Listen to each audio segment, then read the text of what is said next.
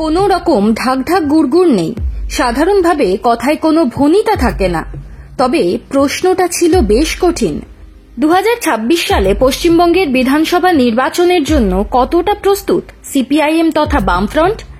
এমন প্রশ্নে মোহাম্মদ সেলিম, সুজন চক্রবর্তীর মতো অভিজ্ঞ নেতারা ব্যাখ্যা করতে পারেন। কিন্তু এই প্রশ্ন যদি আসে একেবারে তরুণ প্রজন্মের কোনো নেত্রীর কাছে। ঘটনাচক্রে সম্প্রতি এমন প্রশ্নের মুখোমুখি হয়েছিলেন দীপশিতা।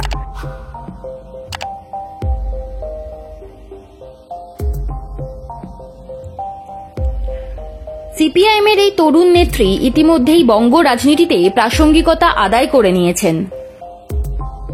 তাঁর রাজনৈতিক জ্ঞান, বক্তব্য পেশের ধরন থেকে শুরু করে লড়াকু মানসিকতা দীপশিতাকে ইতিমধ্যেই ইউথ আইকন হিসেবে চিহ্নিত করেছে।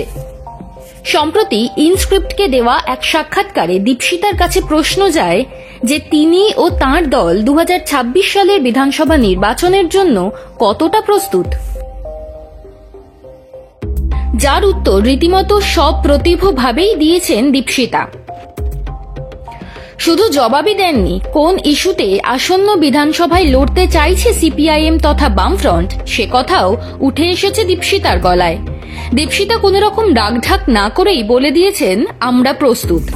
মাত্র দুটো শব্দের ছোট্ট একটা কথা, যার মধ্যে দিয়ে বোঝা যাচ্ছে এখনো আগামী বছরের ভোটের জন্য প্রস্তুতি শুধু শুরুই করছে না সিপিআইএম, বরং একেবারে ব্লুপ্রিন্ট প্রায় তৈরি করে ফেলেছে ভারতের মার্ক্সবাদী কমিউনিস্ট পার্টি। কোন ইস্যুতে সিপিআইএম লড়বেন সে কথাও ঘোষণা করে দিয়েছেন দীপশিতা। তিনি মনে করেন পশ্চিমবঙ্গ তথা গোটা ভারতে গণতন্ত্র প্রবলভাবে সংকটে, তাই গণতন্ত্র ফিরিয়ে নিয়ে আসা বামপন্থীদের প্রধান লক্ষ্য বলে দিতে কোনো দ্বিধা নেই দীপশিতার। সেই লক্ষ্য মাথায় রেখেই আসন্ন বিধানসভা নির্বাচনে মানুষের কাছে যাবেন তিনি ও তাঁর দল। দীপশিতার জ্ঞানের মতোই তাঁর দৃষ্টিভঙ্গিও বেশ বিস্তৃত।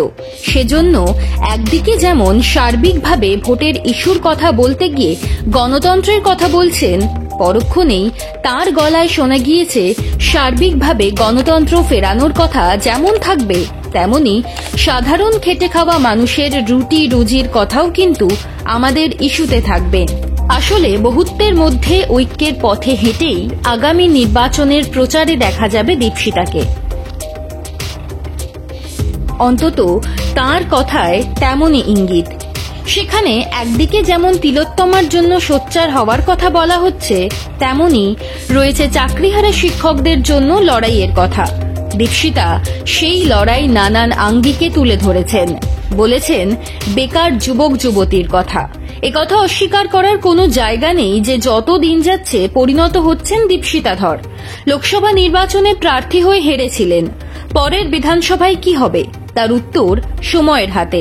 কিন্তু একটা কথা দ্বিধাহীনভাবে বলা যায়, পশ্চিমবঙ্গের আগামী নির্বাচন দেখতে চলেছে আরও পরিণত দীপশিতাধরকে।